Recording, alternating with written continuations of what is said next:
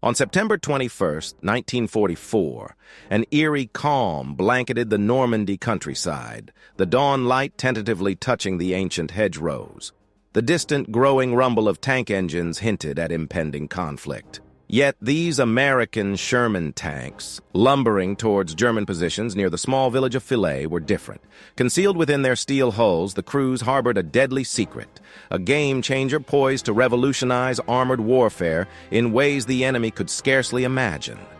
Headman Klaus Müller, a veteran tank commander, his face weathered by years of war, peered intently through his Zeiss binoculars. From his concealed vantage point behind a sturdy stone farmhouse, he scrutinized the approaching M4 Shermans. A chillingly efficient killer, Müller had personally destroyed dozens of Allied tanks in recent months. Among German forces, the Shermans had earned a grim reputation. Tommy Cookers, or Ronsons, death traps that erupted in fiery infernos when struck by German anti-tank rounds. Still those rickety old Shermans, Müller muttered to his gunner, Hans Weber, a young man whose enthusiasm for war had begun to wane with each passing engagement. We'll roast them just like the others. Little did Müller or any of the German commanders realize that these Sherman tanks represented a revolutionary leap in tank survivability. A secret, invisible to prying eyes, lay within the hull, the product of months of tireless research and hard-won battlefield lessons. These were not the same vulnerable Shermans that had met their fiery end during the early days of the Normandy campaign. The Americans had, under a veil of secrecy, introduced wet stowage, a system destined to become one of the most crucial tactical advantages in the war's waning stages. Lieutenant Colonel James Harrison, a man hardened by years of service, commanded the lead Sherman tank in the 2nd Armored Division's relentless advance. Unlike his German counterparts, Harrison was fully aware of the technological edge his tanks now possessed. The wet stowage system, meticulously tested at the Aberdeen Proving Ground in Maryland, encased the ammunition racks in water-filled jackets. This was its first major combat test against the battle-hardened anti-tank gunners of the German Wehrmacht. A classified Ordnance Department study from 1944 revealed that the wet stowage system had slashed ammunition fire incidents by over 70% during testing compared to earlier Sherman variants. Tragically for the German war effort, their intelligence had failed to detect this critical development, leaving their tank crews to operate under the dangerously outdated assumption that American tanks remained as vulnerable as ever. The morning mist began to dissipate as Harrison's column drew closer to the German lines. Through his periscope, he saw the telltale muzzle flashes of German anti-tank guns opening fire. The familiar screech of high-velocity armor-piercing rounds ripped through the air. But what followed was a sight that would send shockwaves through the German ranks. The lead Sherman absorbed a direct hit from a German Panzer into its frontal armor. Instead of the expected explosion and towering plume of black smoke, the tank shuddered violently, then stubbornly continued its advance. The crew inside felt the brutal impact, but remained alive and fighting, shielded by technological advancements their enemies were unaware of. Müller stared in stunned disbelief as his seemingly lethal shot failed to produce the catastrophic ammunition fire he had witnessed countless times before. "What was that?" he roared at Weber, his voice laced with incredulity. An increasing sense of unease began to spread among the German positions, as more and more Shermans absorbed hits that should have spelled their instant destruction. January 15, 1944, marked a watershed moment in American tank development, the full significance of which would only become apparent months later on the blood-soaked battlefields of Europe. At the Chrysler Tank Arsenal in Detroit, Michigan, engineers worked tirelessly, driven by a desperate urgency to resolve the Sherman fire problem, a deadly flaw that was claiming the lives of American tank crews at an alarming rate. The problem lay in the original ammunition storage design of the early Sherman tanks. High explosive and armor-piercing rounds were stored in racks along the sides and floor of the tank, transforming it into a mobile powder keg just waiting for a spark. When German anti-tank weapons pierced the armor, they often triggered catastrophic ammunition explosions, incinerating the entire crew and leaving behind only burning wreckage scattered across the European landscape. Dr. Richard Patterson, the brilliant but unassuming chief engineer of the Ordnance Department, had spent countless hours poring over after-action reports from North Africa and Italy. The statistics were grim. Sherman tanks struck by enemy fire had an ammunition fire rate exceeding 60%, compared to less than 15% for German Panzer tanks with their superior ammunition protection. As detailed in an internal Ordnance Department memo from February 1944, Patterson's team was tasked with finding an immediate solution to this critical vulnerability. The breakthrough came from an unexpected source. Marine Corps Major David Chin, who had studied captured Japanese tank designs in the Pacific Theater, proposed encasing the ammunition racks in water-filled jackets. The idea was deceptively simple, yet revolutionary. If an enemy round penetrated the armor and reached the ammunition, it would first have to pass through several inches of water. The water would absorb much of the explosive energy and prevent the stored rounds from detonating. Initial tests at the Aberdeen Proving Ground showed dramatic improvements. Captain William Foster, the meticulous lead testing officer, oversaw trials in which captured German anti-tank guns were fired directly at Sherman hulls. The wet stowage system reduced the number of ammunition fires from a staggering 62% to a much more manageable 18% under controlled conditions. This represented a reduction that equated to the preservation of hundreds of American tank crewmen's lives in combat. However, implementing the system required significant modifications to existing Sherman production lines. The water jackets added weight and complexity, slightly reducing the tank's speed and range. They also increased production costs. Executives at General Motors and Chrysler initially resisted the changes, arguing that the modifications would slow down production at a crucial time when the Allied forces desperately needed tanks for the upcoming invasion of France. Lieutenant General Leslie McNair, the pragmatic commander of Army Ground Forces, made a decision that would ultimately save countless lives. Despite the intense pressure to maintain production rates, McNair ordered the immediate implementation of the wet stowage system on all new Sherman variants, starting with the tanks destined for the D-Day landings. The general understood that preserving experienced tank crews was worth more than producing slightly more tanks. The first, wet stowage. Shermans rolled off the assembly lines in March 1944, but their existence remained a closely guarded secret. American commanders feared that if German intelligence learned of the improvement, the enemy might focus their fire on other vulnerable areas or develop new anti-tank tactics. The secrecy was so strict that even many American tank crews did not understand why their newer Shermans seemed more resistant to ammunition fires. By June 6, 1944, approximately 40% of the Sherman tanks that landed on the beaches of Normandy were equipped with the wet stowage system. The remaining tanks used the older dry ammunition storage, creating a mixed force where some crews had a significantly higher chance of survival than others, even though none of them fully understood why. On October 3, 1944, General Feldmarschall Friedrich von Manstein was studying intelligence reports at his headquarters of the 4th Panzer Army near Aachen. Something troubled the veteran commander, a nagging detail that defied everything he thought he knew about American armored capabilities. His anti-tank gun crews were reporting a disturbing trend. Sherman tanks were surviving hits that should have completely destroyed them. Von Manstein had commanded panzer forces since the early days of Operation Barbarossa. and he possessed an encyclopedic knowledge of Allied tank weaknesses. The Shermans' tendency to brew up when penetrated had been a reliable tactical advantage for the German forces since the North African campaign. Panzer crews referred to it as cooking the enemy.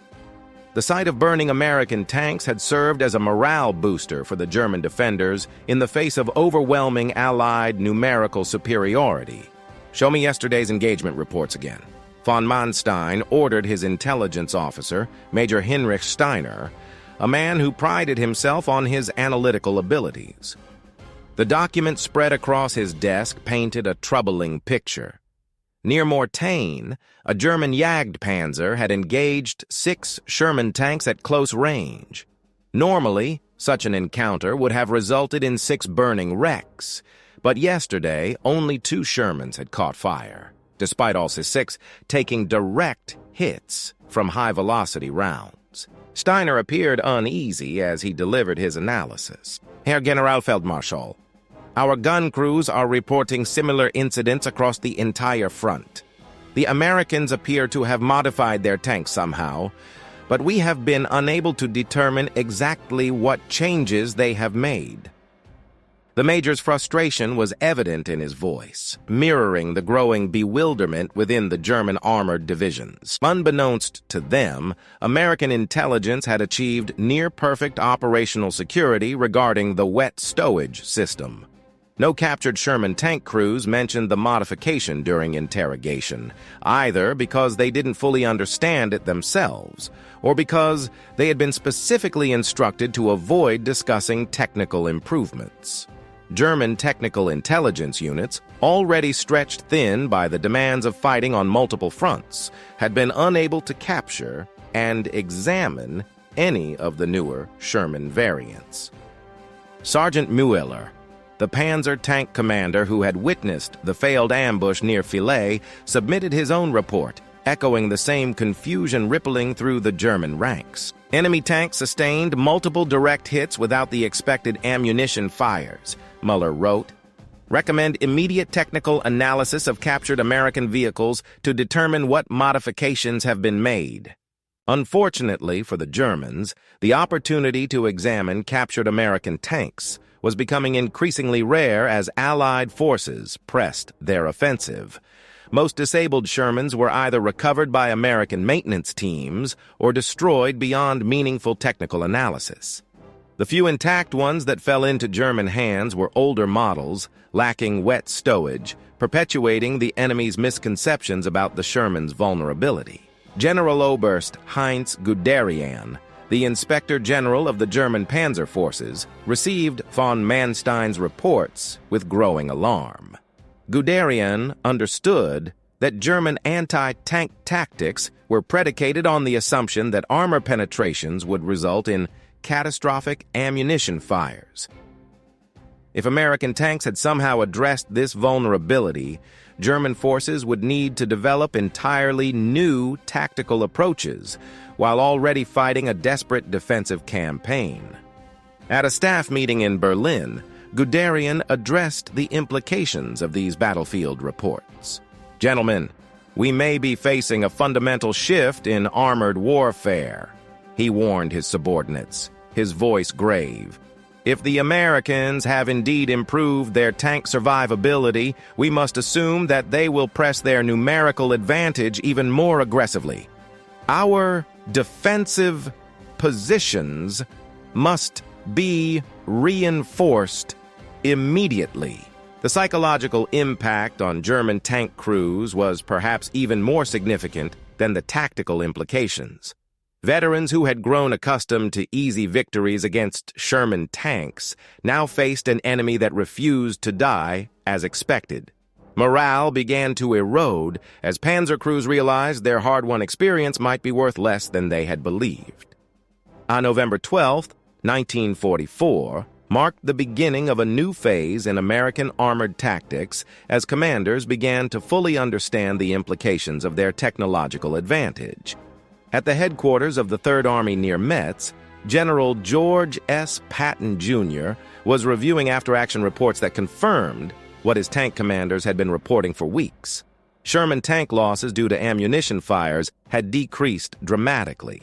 Colonel Bruce Clark, the dynamic commander of Combat Command A of the 4th Armored Division, was one of the first American officers to recognize the tactical possibilities created by the improved tank survivability. "General, our gun crews are reporting a level of confidence we haven't seen since the campaign began," Clark informed Patton during a briefing. "They are engaging German positions more aggressively because they know that a penetration doesn't necessarily mean death." The change in tank crew behavior was noticeable and immediate. Tank commanders who had previously used maximum safe distances when engaging German anti-tank positions were now willing to close with the enemy, using their numerical superiority and improved survivability to overwhelm defensive positions. This shift in tactics represented exactly what American military planners had hoped to achieve through technological innovation. Major Robert Williams commanded a Sherman tank company in the 2nd Armored Division and had witnessed the transformation firsthand. His unit had suffered heavy losses during the early stages of the Normandy campaign, losing entire crews to ammunition fires after even minor penetrations. By the autumn of 1944, Williams was leading the same company against German positions with newfound confidence and aggressive tactics. "The difference is night and day," Williams explained to war correspondent Ernie Pyle in an interview near the German border. "My boys know they've got a fighting chance now, even if Jerry puts a round through our armor. That knowledge changes everything about how we approach the fight."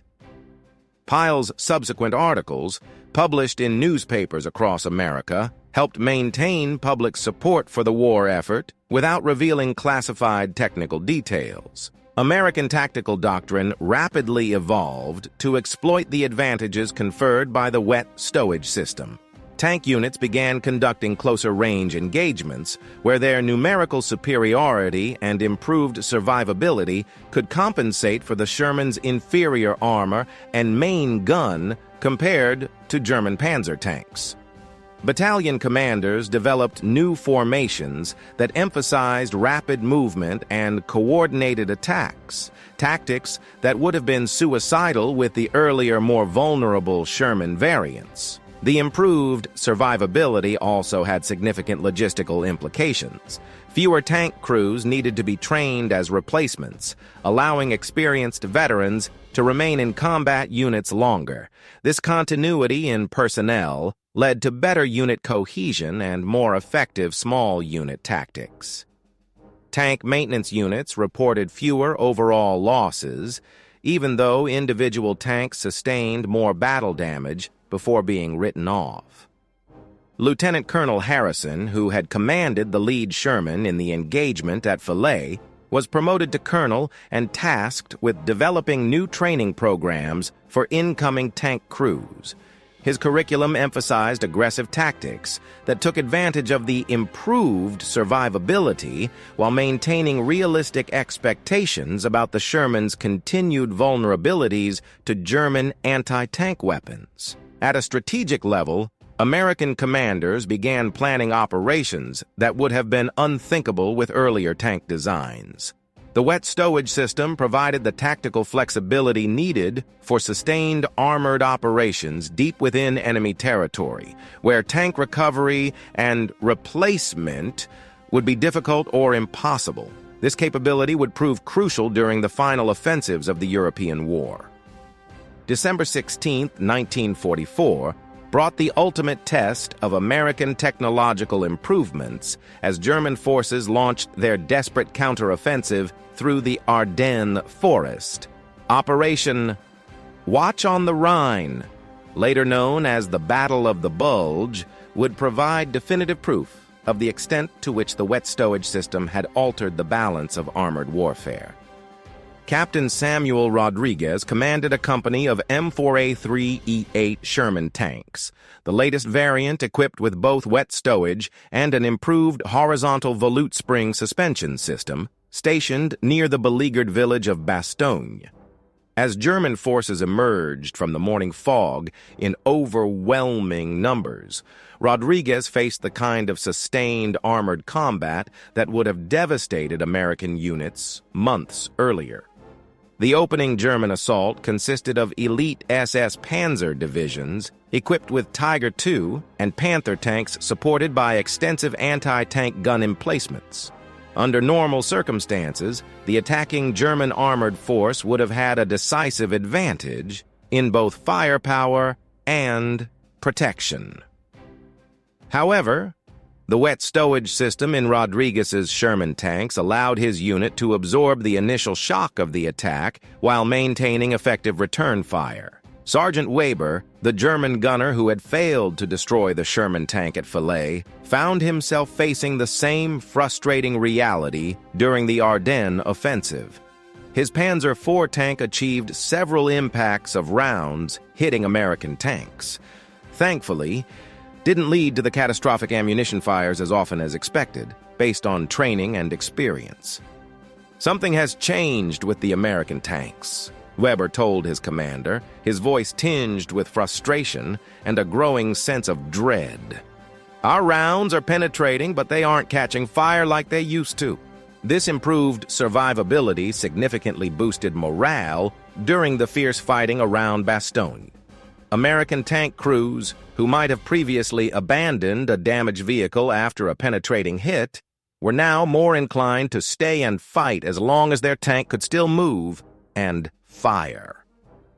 This resilience proved decisive in several key engagements, where a few surviving Shermans held crucial positions against superior German forces.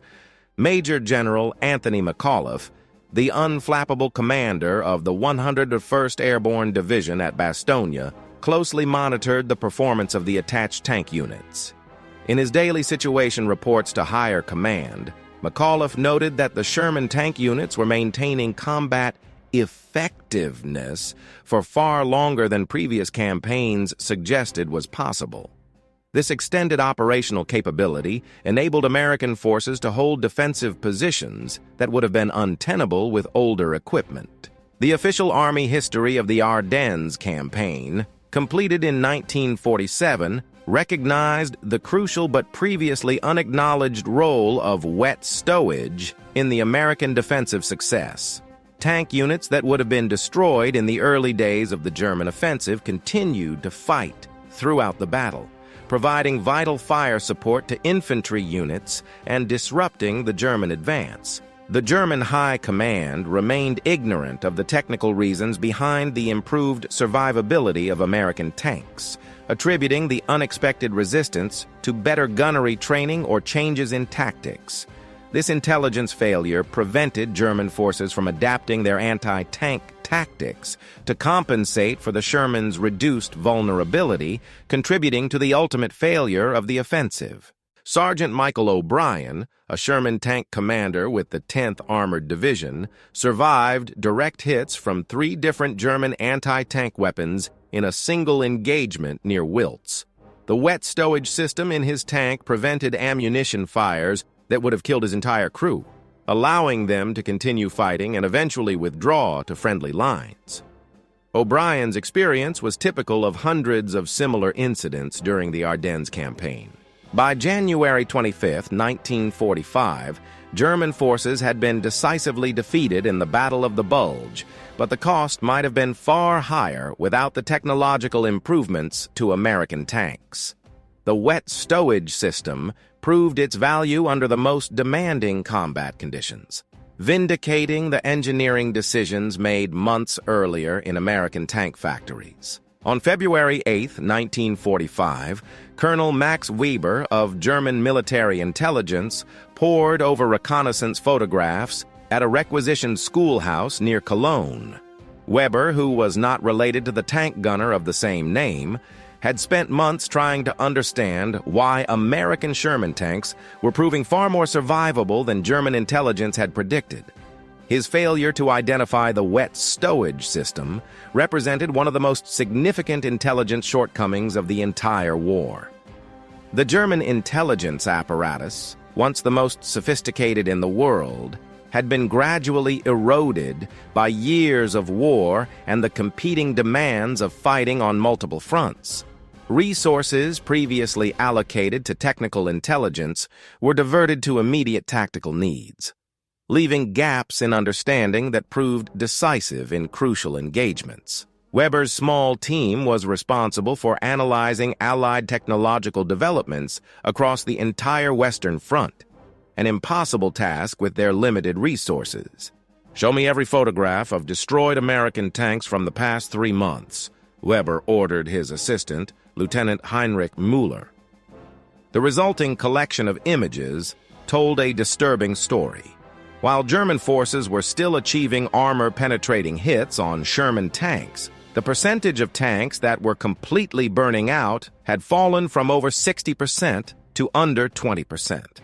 Something fundamental had changed, but Weber couldn't pinpoint what it was.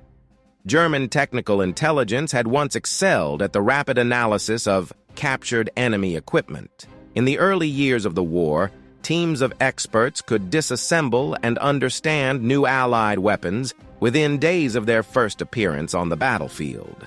By 1945, however, most experienced technical intelligence officers had been killed, transferred to combat units, or assigned to higher priority projects, such as analyzing Allied aviation technology. The few intact Sherman tanks that fell into German hands in late 1944 and early 1945 were mostly older models, lacking the wet stowage system. This sampling bias reinforced German assumptions about the Sherman's vulnerability and prevented the discovery of the crucial modification. American forces were also becoming increasingly effective at recovering or destroying their own disabled vehicles, further limiting opportunities for German technical analysis.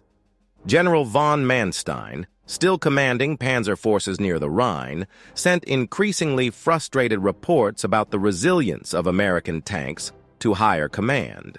Immediate priority requested for technical analysis of latest American tank variants, von Manstein wrote in a classified memo dated February 20th. Current anti-tank tactics based on obsolete intelligence assessments of enemy capabilities. The response from the German High Command reflected broader problems with the Reich's decision-making structure in the final months of the war. Instead of allocating scarce resources to technical intelligence, military leaders focused on immediate tactical concerns. Von Manstein's requests for detailed analysis of enemy equipment were repeatedly denied in favor of more pressing operational demands. Captain Ernst Hoffmann commanded a German anti-tank unit equipped with the latest Jagd Panzer tank destroyers, vehicles specifically designed to exploit the Sherman's vulnerability to ammunition fires. Hoffmann's crews had achieved devastating successes against American tanks in earlier campaigns, but recent engagements had produced increasingly disappointing results. "The Americans have changed something important," Hoffmann reported to his superiors. "We need new tactics immediately." Unfortunately for German forces, developing new tactics required understanding what had changed about American capabilities. Without knowledge of the wet stowage system, German commanders could only guess at the reasons for the Sherman's improved survivability. Some attributed the change to better gunnery training, others to the use of modified tactics, but no one identified the crucial technical modification. The failure of intelligence extended beyond purely military impacts. German propaganda had long emphasized the technological superiority of the Reich's weaponry over Allied equipment, using dramatic footage of burning Sherman tanks to maintain public morale. As American tanks became more survivable, this propaganda narrative became increasingly difficult to sustain, contributing to a decline in civilian belief in ultimate German victory. March 22, 1945, saw the ultimate vindication of American tank technology as Allied forces crossed the Rhine River and began their final push into the heart of Germany. The wet stowage system, now standard equipment on almost all American Sherman tanks, provided crucial advantages during the rapid advance against increasingly desperate German resistance. General Omar Bradley, commander of the 12th Army Group, observed the performance of his armored units with satisfaction as they advanced deeper into German territory. Tank losses, which had plagued American forces throughout the European campaign, stabilized at a manageable level despite the growing ferocity of German resistance. Bradley's after-action reports to General Dwight D. Eisenhower consistently praised the improved survivability of American tanks. The German homeland defense took on desperate characteristics as Allied forces approached major population centers. Anti-tank units equipped with every available weapon, from obsolete artillery pieces to Panzerfaust shoulder-fired anti-tank rockets, attempted to stem the Allied advance with sheer determination and sacrifice. However, their tactics remained based on outdated assumptions about the vulnerability of American tanks. Sergeant Mueller, a veteran tank commander who had first encountered wet stowage, Shermans, near Falaise, found himself commanding a makeshift unit of young Hitler Youth conscripts and grizzled veterans near Frankfurt. His experienced eye immediately recognized the futility of traditional German anti-tank tactics against the newer American tanks. "We are fighting yesterday's war against tomorrow's enemy," Mueller confided to his radio operator during a brief lull in the fighting. In contrast, American tank crews displayed growing confidence and tactical sophistication as the campaign progressed. Months of combat experience with improved equipment had forged a generation of veterans who understood exactly how to exploit their technological advantages. Sherman tank units routinely engaged German positions that would have been considered suicidal targets during earlier phases of the war. Sergeant O'Brien, the tank commander who had survived multiple hits during the Battle of the Bulge, now led his crew through the rubble-strewn streets of German cities with practiced efficiency. His Sherman sustained further combat damage during the Rhine crossing, but the wet stowage system continued to prevent catastrophic ammunition fires. "This old girl has taken everything the Jerrys can throw at her," O'Brien remarked to a Stars and Stripes reporter covering the advance. The strategic implications of improved tank survivability, thanks to innovations like wet stowage, transcended individual skirmishes. American armored units, emboldened by this increased resilience, could now orchestrate deeper incursions into enemy territory and sustain operations for far longer. Combat damage no longer automatically equated to the total loss of a vehicle, a game-changer in the attrition warfare of Europe. This enhanced operational flexibility allowed Allied commanders to maintain unrelenting pressure on German forces, eliminating the previously crippling pauses required to replace destroyed equipment. The relentless advance continued, a testament to American ingenuity. German industrial capacity, already reeling from devastating strategic bombing campaigns, simply couldn't keep pace. The factories struggled to churn out enough anti-tank weaponry to effectively counter the growing menace of Allied armor. As the Reich teetered on the brink of collapse, its dwindling technological resources were increasingly diverted towards fantastical wonder weapons and elaborate defensive systems, leaving conventional anti-tank capabilities woefully lagging behind the rapidly evolving threat posed by the Allied tank formations. The writing was on the wall. By April 15, 1945, German resistance was visibly crumbling across the front lines. As Allied forces relentlessly closed in on Berlin, the humble wet stowage system had unequivocally proven its worth throughout the final decisive campaign. It made tangible contributions to the tactical successes of the American Army while simultaneously preserving the lives of experienced tank crews, men who were potentially needed for future operations in the Pacific Theater. Colonel Clark, by this point commanding an entire armored division, filed his final comprehensive report on the grueling European campaign. He specifically and repeatedly emphasized the life-saving impact of the seemingly simple wet stowage improvement. He detailed instances where crews trapped in burning tanks, had miraculously survived, attributing their survival directly to the innovative ammunition storage system. The human element, the preservation of skilled soldiers, was paramount in his assessment. The war in Europe finally shuddered to a halt on May 8, 1945, with the unconditional surrender of the shattered German military. American tank technology, personified by the ubiquitous yet undeniably effective Sherman tank and its revolutionary wet stowage system, had undeniably played a pivotal role in defeating one of the most technologically sophisticated armies in recorded history. The underdogs, in many respects, had prevailed. On Victory in Europe Day, May 8, 1945, American tank soldiers, battle-weary but triumphant, celebrated their hard-won victory. Simultaneously, back in the United States and in captured German facilities, military engineers meticulously analyzed the treasure trove of lessons learned from nearly a year of intense combat experience with the wet stowage system. The technology had remained a closely guarded secret, hidden from German intelligence throughout the duration of the conflict, and it was poised to revolutionize armored vehicle design for decades to come. The genie was out of the bottle. Dr. Richard Patterson, the unsung hero and Ordnance Corps engineer, who had tirelessly championed the wet stowage concept, meticulously compiled comprehensive statistical data on the system's battlefield performance. His classified report, finalized in June 1945, revealed a staggering 73% reduction in ammunition fires in Sherman tanks, equipped with wet stowage compared to the older, more vulnerable variants. This dramatic improvement, a direct consequence of innovative engineering, had saved the lives of an estimated 2,000 American soldiers during the bloody European campaign. The numbers spoke for themselves.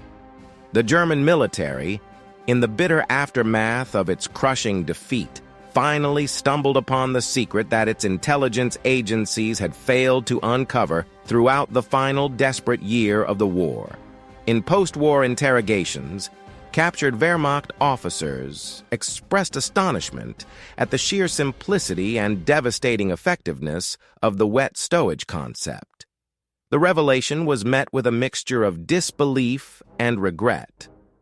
General von Manstein, by then a prisoner of war facing an uncertain future, conceded that prior knowledge of the system might have prompted significantly different tactical approaches, potentially prolonging German resistance and altering the course of key battles. The Americans achieved a decisive technological advantage through elegant engineering rather than a revolutionary breakthrough, von Manstein remarked somberly during his interrogation by Allied intelligence officers.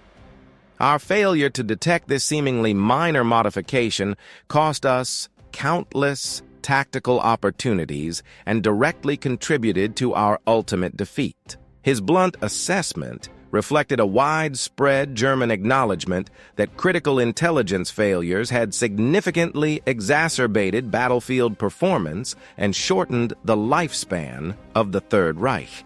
The price of ignorance, in this case, was catastrophic. Captain Rodriguez, a seasoned veteran who had commanded Sherman tanks with distinction during the brutal Battle of the Bulge, returned to civilian life as an engineering student, forever changed and profoundly inspired by his wartime experiences with technological innovation.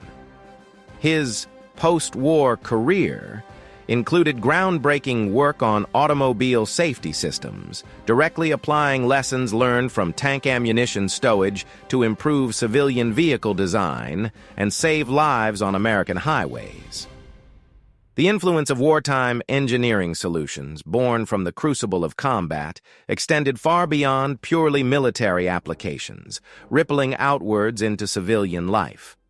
The wet stowage system quickly became standard equipment in American tank designs throughout the long Cold War, subtly but significantly influencing the development of subsequent generations of armored vehicles, including the formidable M48 Patton, the M60, and eventually the M1 Abrams main battle tanks.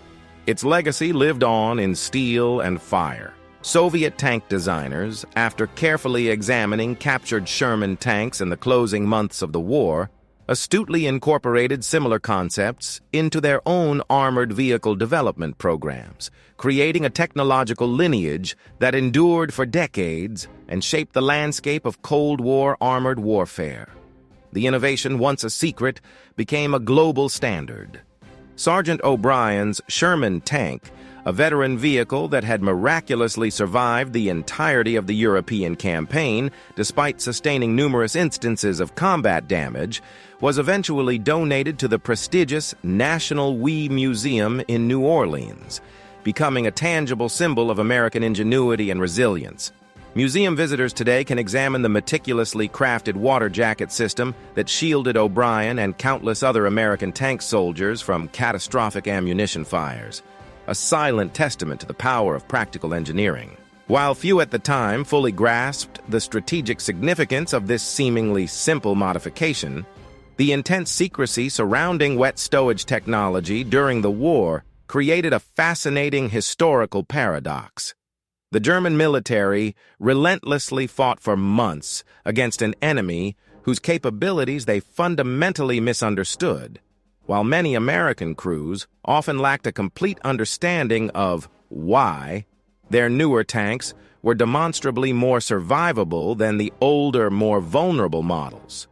This critical information gap, this asymmetry of knowledge, subtly contributed to German tactical failures and American strategic success in ways that were largely unacknowledged until painstaking post-war analysis revealed the full extent of its impact. Military historians later identified the wet stowage system as one of the key, often overlooked, technological developments that decisively shifted the balance of armored warfare in World War II.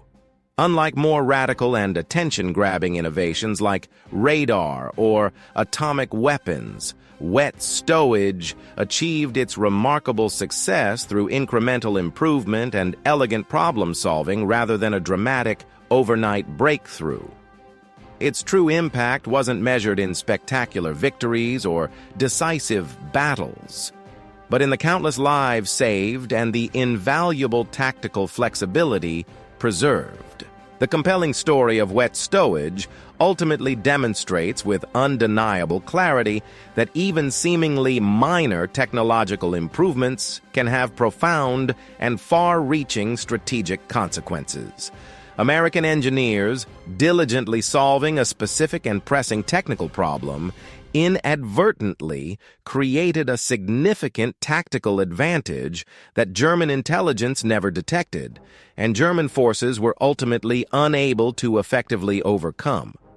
In the brutal and unforgiving calculus of armored warfare, the ability to survive withering enemy fire proved to be just as valuable, if not more so, than the raw ability to inflict it, a crucial lesson that continues to profoundly influence military technological development and strategic thinking to this very day. As the venerable Sherman tank gradually passed into the annals of history, its ingenious wet stowage system represented far more than simply an incremental improvement in ammunition storage.